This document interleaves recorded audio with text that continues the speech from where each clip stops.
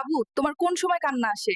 যখন কেউ আমাকে বলে তোমার আব্বু চুরি করছে, ধইরা বাইন্ধা রাখছে, ওই সময় আমার কান্না আসে। সুন্দর হইছে কি যে বিপদে আছি, যে নার্স আসে সেই চুমু দেয়। আমার গালের অবস্থা শেষ। এই হাসপাতালে নার্সগুলো খুবই দুষ্ট। বাবা, আমি অফিসে গেলে তোমার মা কি করে? মা সারাদিন ফেসবুক দেখে, আমার দিকে একটু খেয়ালও রাখে না। এ কোন দেশে আসলাম রে ভাই? 12 মাসে 13 আন্দোলন, এখন আবার লাগছে ডিপ্লোমার বুয়েট। তোমরা কিসের জন্য আন্দোলন করছো? আমাদের মা বাবা সারাদিন মোবাইল দেখে, কিন্তু আমরা মোবাইল দেখলে বকা দেয়, এর বিচার চাই।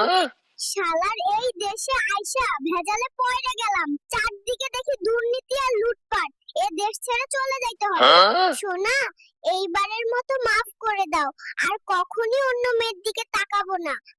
আমি কানে ধরলাম।